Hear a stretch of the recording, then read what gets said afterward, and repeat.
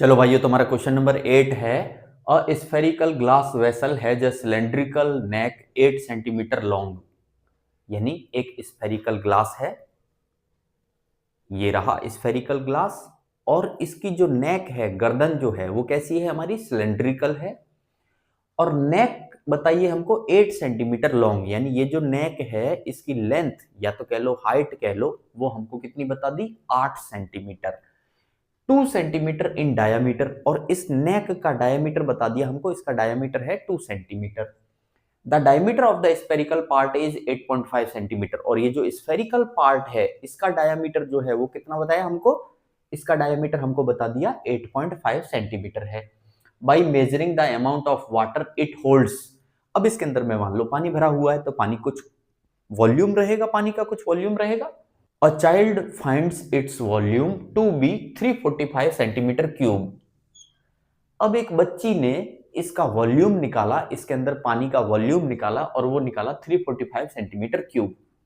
Check whether she is correct. अब हमको बताना है कि क्या उसने सही निकाला है।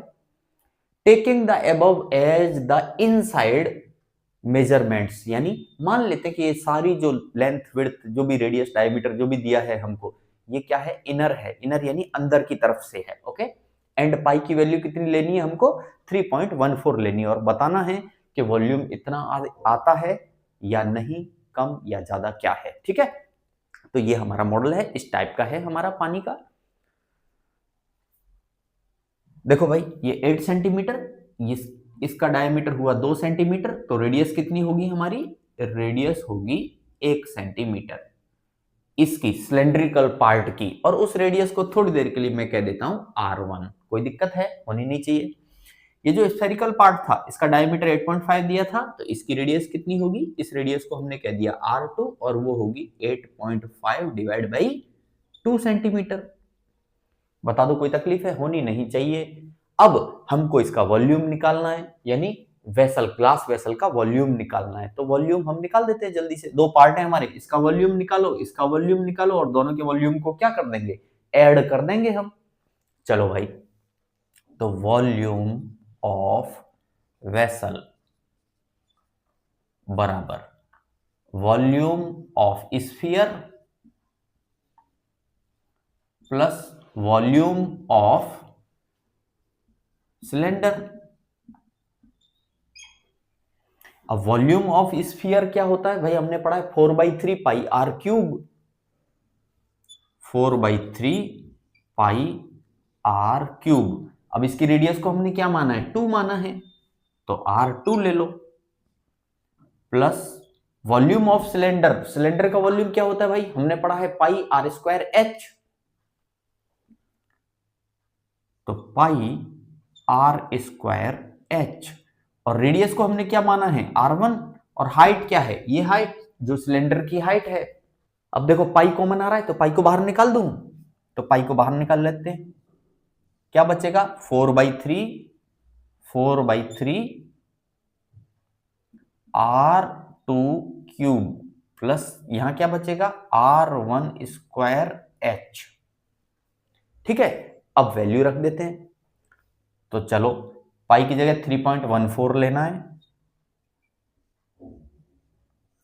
4/3 इंटू R2 का क्यूब। R2 कितना है हमारा, 8.5 divide by 2 into 8.5 divide by 2 into 8.5 divide by 2।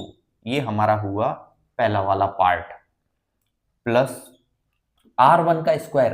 R1 कितना है, 1 है, तो 1 ही आएगा, स्क्वायर करेंगे तो, इंटू H कितना है भाई, 8 है, इतना सेंटीमीटर क्यूब।